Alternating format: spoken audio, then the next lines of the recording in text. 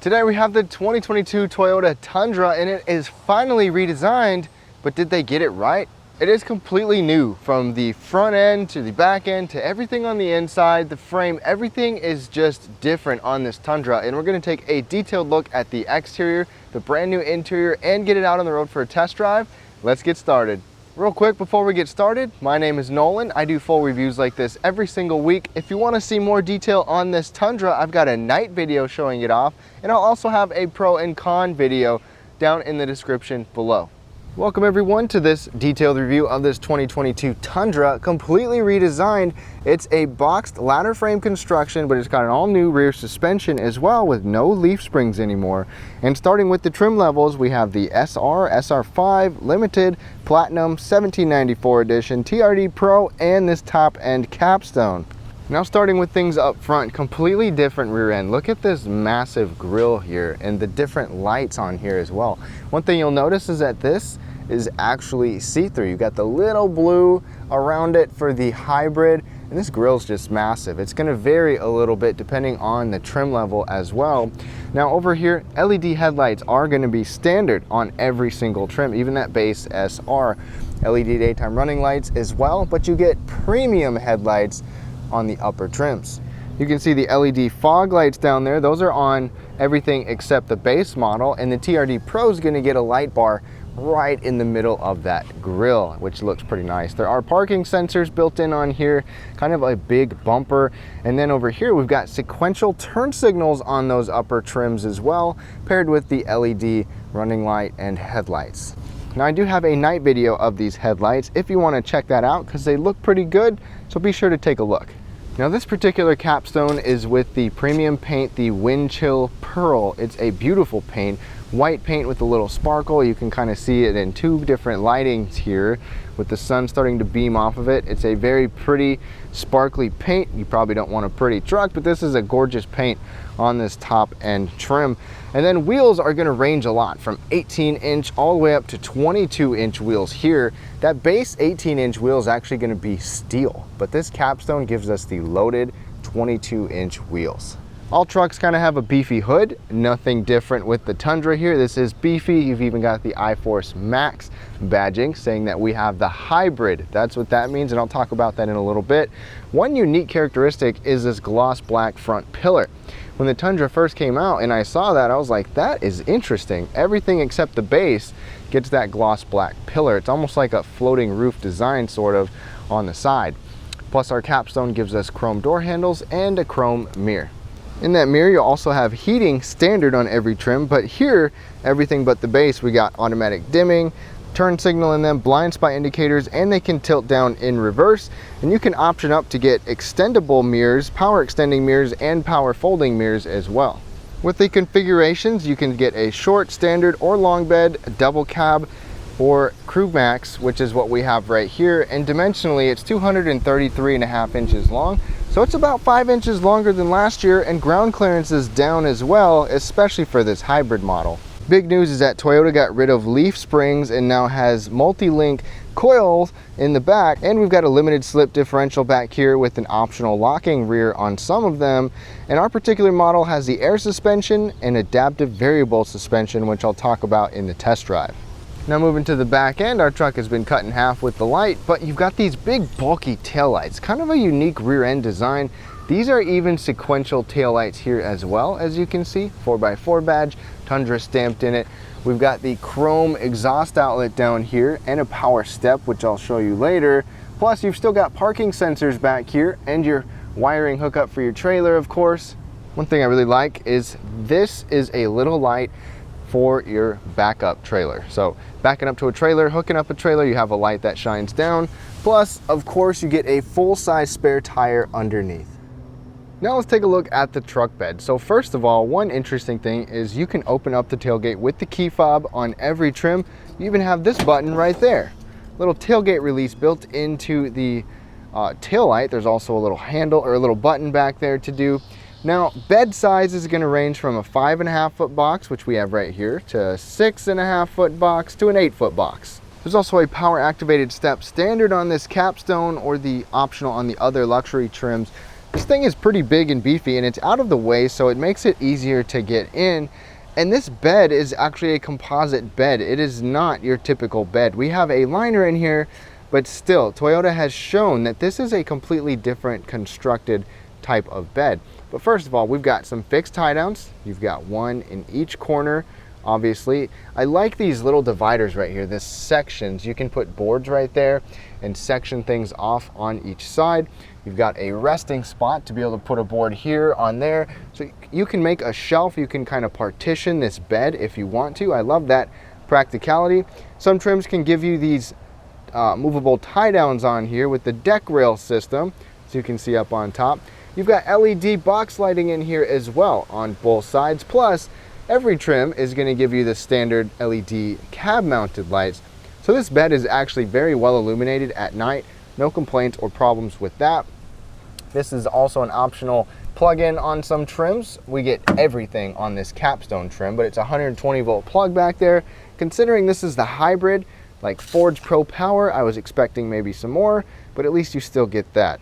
Now, one thing to keep in mind, one of my buddies that drives a former generation Tundra noted that this bed doesn't look quite as deep. And he's right, it's actually about 1.3 inches less in terms of its depth. Now, in terms of payload, this doesn't quite make it up to 2,000 pounds. The max is about 1,940 pounds. Of course, that's with a double cab configuration. Most of them that you're gonna buy, the crew maxes, will be between the 1,700 to 1,800 pound range. But this top-end hybrid Capstone four-wheel drive is just under 1,500 pounds, so keep that in mind. Toyota now gives us an auto-leveling air suspension. So primarily, you're gonna use it for towing. You got a heavy load, you can level out your suspension, your headlights will level out as well, they're auto-leveling. So you're good to go with that, but let me show you the different heights. We've got just the normal neutral height. I'm gonna go down to the low height, and all you gotta do is push a button on the inside. Okay, now we're in the low setting. That took a while, but I'm gonna move us up to the high setting. Okay, now we're finally up to the high setting. Takes forever, but at least you have it. Now, Toyota gives us the Smart Key standard on every trim with push button start, which includes the tailgate release right there as well. This does have the 3-press lock button remote start, but it will shut off as soon as you open the door, which is really annoying. That's how Toyota and Lexuses are. But to lock it, you've got these little lines right there. Press that, power folding mirrors. Otherwise, it's off of the sensor in the back and it works very smoothly. Then you've got these power running boards down here, just like our power step in the back. You can disable those, keep them tucked in, or keep them on their way out. Aside from the running boards, getting in and out, it's gonna be standard to have these grab handles, the assist grips. They even have this little stitching, like a little leather wrap around them. That's on both sides, so it makes it easy to get in and out of this truck. It's really not too bad.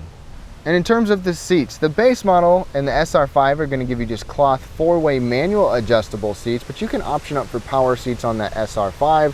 The Limited's gonna get soft techs as well as the TRD Pro, but the rest of them are gonna get leather. And take a look at this. When you get the leather seats, you're gonna get all of these adjustments right here. So you've got your regular up and down, tilt, forward, backwards, 4-way lumbar support, plus you've got thigh extension cushioning right there.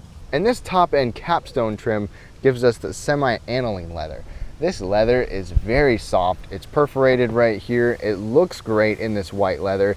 However, the white leather in this Capstone has shown a few little stains and discoloration, just little areas, even including this armrest. You might not be able to tell on here, but something that keep in mind if you're gonna look around at this truck, maybe skip the white leather. But the semi-aniline leather seats here give us some moderate bolstering on the side, some light bolstering on the bottom, but overall, I've been very comfortable in these seats. They have good support, good cushion, good shaping. And I haven't been able to spend a ton of time in here, but in every trip I've taken in here, I haven't felt like I've needed to adjust myself at all. I've been very comfortable. One thing that you'll find available is 2-position memory settings. And when you start it up, you can have the entry-exit system go, so you can have the steering wheel and the seat move to your preferred position. Heated seats are optional on the SR5 and standard on the way up from there. And ventilated seats are standard on the Limited trim and up. So you can get quite a bit in here. The only thing you don't get is a massaging function. You'll get a plastic steering wheel like the polyurethane on the bottom two trims. Otherwise, it will be leather wrapped on up from there. And this is a very nice steering wheel. I mean, it's beefy. It's got some of the perforations here. Big controls on here as well. And it will be heated on the upper trim levels. So that's always good to see. Now moving to the back seat, the Tundra is perfectly equipped for family duty. It's spacious. You've got the same nice leather here that you'll see up front. We even get window shades in here. I wasn't necessarily expecting that on the truck, but you get those on the top three trims, or the three luxury trims. A little bit of space for bottle holder and a little storage nook. Plus you get the grab handles on both sides. And those of you that are parents, here's just a quick look at a rear facing car seat. Tons of space, plenty of room to put it behind myself and where my wife likes to sit. Now one thing about this is the hybrid model. So you can still fold the seats up, but you don't have the actual storage under the seat. The battery pack for the hybrid is under the seat here, so that takes up the space. There's some venting right there. If you don't have the hybrid, this will give you under seat storage on both sides, and I love that we have a split folding seat. You can technically fold these seats forward. You've got a sub on this side, so I would suppose without the JBL system, you might get a little more space, and there's just a little bit behind there as well.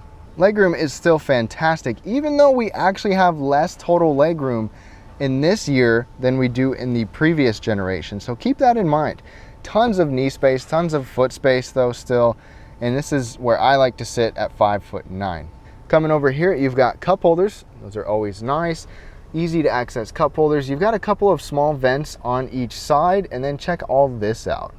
The back seat's gonna come loaded. You've got heated and ventilated seats on the luxury trim. So Platinum, 1794, Capstone, even two USB ports down there, a Type A and a Type C. Those USB ports will be optional on the Limited and standard up from there. And then this 120 volt plug's optional on the SR5 and standard up from there. Even though we have a panoramic roof right here, headroom is still fairly good. In fact, I can sit up tall. Most of you obviously will be able to sit up tall. I'm not very tall, but still good headroom right here, and probably even more when you don't have this panoramic roof. One thing to keep in mind though, the bottom two trims do not give you this center folding armrest with cup holders. I like these cup holders, they're actually good size, and there's a little bit of padding right there, but you don't get this on those SR and SR5 trims. And we've got the back window open. I love this vertical window back here. Now let's take a look at this interior, and things are completely different than they were in the previous generation. There's nice materials all over the place, large screens, a different layout altogether, and it's just a much more modern look in here, whether you like it or not. So one thing to note right away is that Toyota notes this, so I want to make it known, is that the only trim to get laminated glass right here, the sound reducing glass, is this top capstone trim. The windshield can be laminated as well. That's going to be on the Limited trim and up to help with noise, and we'll talk about noise in a little bit. The other thing is soft touch door panels, soft touch instrument cluster, and a soft touch center console right here. Toyota says that this is only going to be on the upper trims, just not the bottom two trims. So I don't know if this means this will be like a hard plastic for your armrest on the SR models. I'm not sure. But over on the door, this Capstone model is super nice. You've got stitching, leather running up here, leather here, a leather armrest, a nice grab handle, some actual wood trim around your memory settings, a little rubber backed storage area right there, a couple of bottle holders. Not great storage, but it still works for even a big mug like that. Just to the inside, you've got a ton of different buttons and switches, from your automatic high beams, heated steering wheel, your electrical outlet, open up your fuel door, your sliding doors, your lights, everything on here. The steering wheel is completely new with these buttons and this layout. I like the way it is. Everything seems to be easy to get used to and easy to operate. Leather wrapped steering wheel is very comfortable, and I like this 4-spoke design to be able to put your hand down there or over here. I like that. There is a head-up display overhead. It's a 10-inch color head-up display, standard on this Capstone and optional on the other luxury trims. Toyota even gives you rain-sensing windshield wipers on the Platinum and higher models. And then right in front of us, Toyota gives us a couple different options here. You'll get a 4.2-inch display in between analog gauges up to the limited trim, but these top trims get this fully digital one. So the left is one customizable area, or not customizable, but area with information, as you can see scrolling through there. So there's different pieces. You can adjust some safety settings on here. You can even adjust what you see over here. So right now, Toyota says this is basically like the boost gauges. So with the iForce Max, you can kind of get an idea of the power output and the turbo gauge right there. You can also see pitch and roll for off-road scenarios, or you can see some towing information on there too. Over on the left, you can even adjust trailer settings or do a trailer light check, and customization's a little bit in the middle. This middle piece doesn't change much. You can make it more like an analog speedometer, but then you lose your tach. Otherwise, you've got just a basic trip computer on here too, and don't mind the trip average. That's just for me turning the vehicle on. I have been getting maybe about 17.5 miles per gallon, so not good, not great for what the rating is. Right up above the screen, you do have a little tray. It is rubber lined with a 12-volt plug-in right there. Coming over here, the standard screen is going to be an 8-inch screen on the SR trims, which will still give you wireless Apple CarPlay and wireless Android Auto from a 6 or 9 speaker system. And then this 14-inch screen, which is a touchscreen, is on the upper trims, and it's available optional on the SR5. So like I said, wireless Apple CarPlay and Android Auto. Everything works well on here. It's just a massive screen as well. You've got vehicle customization settings on here. This is a new infotainment, kind of like what we saw in the Lexus NX. You've got Wi-Fi built into this as well. Some decent customization, not a ton, but you can adjust certain things on here, and it's been very smooth. It's been very easy to operate. I've enjoyed it. It's not complicated, and it's just a nice looking screen. And I like that it's not a vertical up and down screen. It's this kind of more like square rectangular-ish screen running more laterally. The upper trims can give you the JBL audio system on here. It does sound pretty nice, and it's got a subwoofer built in as well. Now staying up here, we've got a 360 camera. So you can have this panoramic down view like this. This is standard on the luxury trims and optional down to the SR5. But if I shift into reverse, you get even more. So you've got your backup camera, you've got the hitch line right in the middle that you can see. You can look right next to the vehicle, the back wheel, the front wheel. You can look directly in front of you. You've got a bed light or a bed camera. You can zoom in on it. It's really cool. Even with towing, if you've got hookups, you can see your trailer well. Things are pretty awesome on here. You can have it automatically pop up when you go low speeds if you want to. The TRD Pro or the off-road models will give you a multi-terrain monitor, which is similar to this. Coming down, we've got dual zone climate control right here. Now, if you're looking for physical buttons, the only one on this screen is this power knob. There's no other physical shortcut buttons, but everything is so massive on here, I don't really miss it. It doesn't have to be menu after menu after menu, because everything is just easy to see and read. But dual zone climate control right here, I love the switch gear, the toggles, automatic, temperature, fan speed, everything's got a button and a toggle with that. Heated and ventilated seats, and other AC controls down there. So single zone will be on the SR and SR5, but this dual zone will be up from there. Coming down, there's even more buttons. You've got your trailering button, your camera button, traction control, hazards, and then your controls for your auto leveling suspension, your air suspension to move it up and down there. We got a traditional shifter here. Let's go back into drive. Right in front of there, you've got a brake hold button, parking brake. Over to the left for trailering, you get a trailer brake controller here. This is nice, and all the information you can see with trailering on everything except the base model. Speaking of trailering, your tow haul mode is right here. You can go and push that. You have two different tow haul modes, tow, and then you got tow plus. Tow plus is for more aggressive, heavier loads. Four-wheel drive controls are right here. You don't have a four-wheel automatic. I wish that we did. Comes in handy with some off and on slippery situations, but you know, at least you still get four-wheel. There's a wireless charging mat right there, and a phone fits perfectly. My larger size phone fits there, and my wife's can fit right next to it. That won't charge, but at least you have a charger there. It's all nice and soft and rubbery in there. And then the cup holders are good size here as well. We also have drive modes right here. There's different drive modes. Let me show you. Those will show up right in front of us. You've got Eco, Comfort, Normal, Sport, Sport Plus, and it even shows you what changes Like for example, we go to Sport, it's just powertrain. Sport Plus, you're gonna get some suspension in there. Normal, custom, I mean even Comfort is gonna show you, let's go here, that your suspension is gonna be a little bit softer. Now coming back, we've got this tray right here. This is like plastic. I kind of wish that this was a softer rubber line right here, but this can slide out of the way. This little wooden piece right here can pop up for a small tray. And then this whole thing can pop up like this, and it can be somewhat partitioned with this little plastic piece there. You've got a couple of USB ports. This is like rubber lined down here, so that is nice. And there's even a little blue light at night. And for those of you that carry change around, you got a change holder. There's also a USB port right next to the AC controls. There's no upper glove box up there, but there is a locking glove box down below. A lot of trucks now give us upper glove boxes, so I kind of wish we had an extra little section right there. Right up overhead, take a look at this. Crystal clear camera for the rear view mirror on there. This rear view mirror, or this digital mirror, is available on the luxury trims only. Otherwise, you can make this an automatic dimming mirror, just like a normal mirror with garage controls. Otherwise, it'll be just a manual flipping mirror on the lower trims. Overhead, we've got sunglass holders right here. You've got all LED interior lighting. We've got a big panoramic roof, which I'll show you in a second. Even some mood lighting, which I'll talk about too, but this is my favorite. As you've seen, we've still got this sliding rear window. Just awesome. With the Crew Max models, you can get a panoramic roof on the upper trim levels. It is pretty massive, so now we can rival some of those other trucks with this panoramic roof.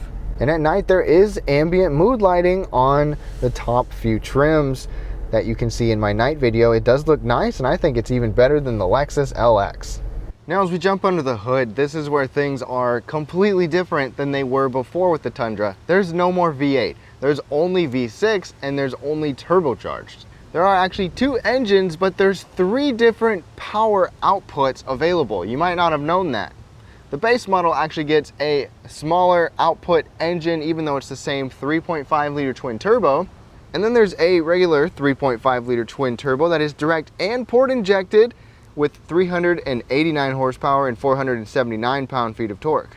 But now there's also Toyota's hybrid, and don't let that fool you. This is not really just for MPGs. This is all about the power and torque. This hybrid uses the 3.5 liter twin turbo plus nickel metal hydride battery electric motor to give you 437 horsepower and 583 pound-feet of torque.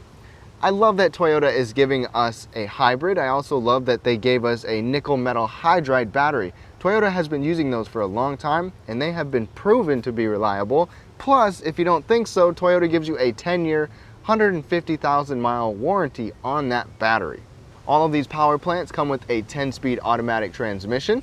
Miles per gallon is so much better than it was in the last generation. Obviously, you got smaller displacement engines, you've got a hybrid, but you still get quite a bit more power potentially in this hybrid as well. That base model is going to get up to 24 miles per gallon, and this particular one, which is a 4x4 hybrid, will be 19 city, 22 highway, and 21 combined. Now you can't really talk about Toyota and Tundra without talking about reliability. Obviously, we don't know how these are going to play out, but I do know that they are both direct and port injected. I love that Toyota is still giving us some port injection in here to avoid those carbon buildup issues and still get the performance out of it. Plus, like I said, you have that warranty, and Toyota has been building hybrids and they have been rock solid. With all the extra torque in here, now towing is up to 12,000 pounds depending on your configuration. Most of them will be in the 11,000 pound plus range depending on your configuration, but on average, most of you will get 11,000 plus pounds of towing capability. And this hybrid, this top-end hybrid 4x4 Capstone is actually the lowest at about 10,300 pounds. All right, y'all, we are behind the wheel of this Tundra now. And first thing, talking about the safety features with driving, this has Toyota Safety Sense 2.5 standard. We've got radar cruise, we've got a lane centering system, collision braking, all the advanced Toyota features you'd expect. Blind spot monitors are on pretty much everything except the base, I believe, and you're just loaded with safety tech. But the driving experience in here is just completely different than what it was in the last truck. I thoroughly enjoy driving the previous generation Tundra. It feels like a truck, it's got a big floaty ride, it's got a stiff kind of bumpy ride, but it's not bad, it's not harsh, it's got a big powerful engine. but this is on another level in terms of comfort. I mean, it's got a brand new suspension setup. We've got a new everything, essentially. So Tundra used to go with leaf springs in the back. Great for hauling, great for towing, dependable, durable type of setup. Now we have multi-link suspension in the back with coil springs. This one has the air suspension, so I don't know the exact difference between them, but overall this is more comfortable, it's softer, it handles better, it's not as floaty, it doesn't have as much lean in the corners, but it still has some, obviously. But this is an adaptive suspension on this Capstone, so it's going to stiffen up or soften up depending on your driving situation. Now, just in comfort mode, a little bit of throttle.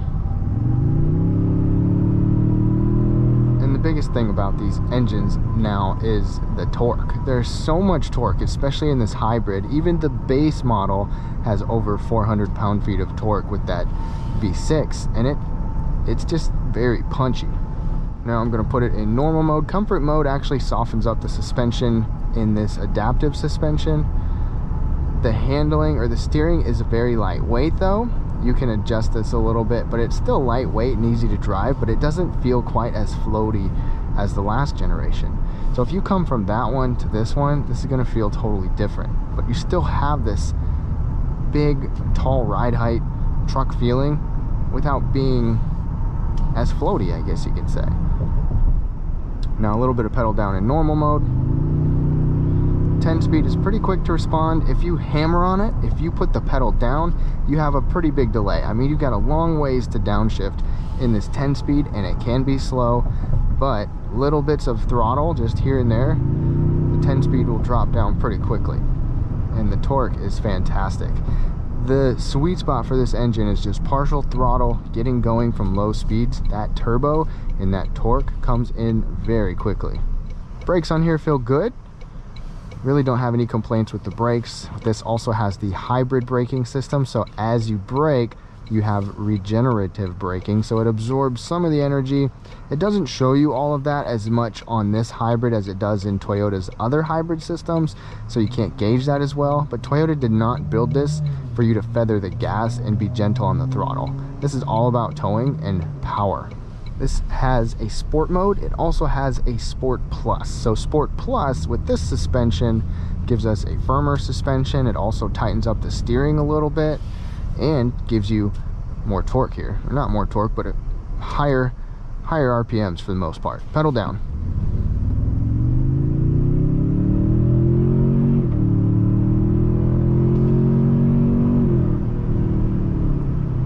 And it's not a burner. The last generation Tundra was quick, but this one is still quick too. It's just really all about that torque. A lot of torque in here, still handles well. You can go around some corners at a pretty good clip and feel comfortable in this Tundra, even though it does still have some body lean, but things are firmed up here. And that sound that you hear, this is the V6 hybrid, but there's some noise piped in. I believe that's just on some of the upper trims, so that's not actually what it sounds like. It kind of sounds a little bit bigger than what the displacement is at 3.5 liter. And whether you like it or not, I'd love to hear your thoughts down below. So here's one thing, we're just kind of cruising along 50 miles an hour, just a little bit of throttle in sport. That's partial pedal, and it was quicker to respond. And it hits those gears pretty quick. Now I'm going to go back into a normal mode here, and it just drives nice. I mean, it's quiet. We've got acoustic glass here. It's very smooth and soft. I mean, of course you're going to get a bit of a bouncy feel from being an unladen truck right here, but overall it's very comfortable. My wife likes the ride in here. She loved the Rams because of their ride and their new suspension, or their current suspension is the coil springs, but she also loves this Tundra now with this coil suspension. And this one doesn't have the coils, this has the air suspension, but it is still soft. And the new Tundra with the coils, it's going to be very soft, but you still have great towing and payload capability. So coming from a stop, just lower speeds, the engine will often shut off, the gas engine, because it is hybrid. It's not the auto stop start system like on regular gas models. The engine can shut off at any time and just go off of electric power. So if you're new to driving a hybrid, you're not gonna have to think about this at all. It's not really gonna feel weird, and it's a very smooth transition going from gas to, or going from just electric to gas. Like right now, the engine just shut off. It is just electric. You have a little gauge, the max gauge on the far right. Once that gets to a certain point, the engine will kick on. You'll see the RPMs go, and it did it right there. It was barely noticeable. Now, road noise is pretty good. This has the acoustic wind, or the acoustic windows here, acoustic windows there. The acoustic windows here are only on this top capstone trim, so I'm not sure. I would assume this is quieter than the other trims, but this also has massive wheels, so something to keep in mind. But overall, I like the Tundra. I love the ergonomics of everything. It's very comfortable, rides and drives fantastic, and towing, I haven't been able to tow with it, but it's got so much torque. This 10-speed has been smooth, except sometimes slowing down there can be a clunk, but it's been pretty rare, not enough to really complain about it. Now to wrap things up on this brand new Tundra, there is a lot of new tech on this truck, and this is the Capstone, so this is the top of the line in terms of luxury features with this Tundra, and it is just completely different than it was before. Now in the beginning I said, did they get it right? Because it's completely different. What do you think? I think Toyota really offered a lot to modern truck buyers, people that want the tech features, the safety features, all of the amenities that come with it, but they still prioritized towing and power thanks to this new power plant. This is a far cry from what you're gonna see on the base model in terms of features, and I haven't personally been in the base model yet, but I know compared to the last generation just felt more rugged, felt a little more durable, but this is still very nice, and time will tell just how well this ages. So do you think Toyota did what they needed to do with this truck? Leave your thoughts in the description below. Thank you so much for watching, and have a great day.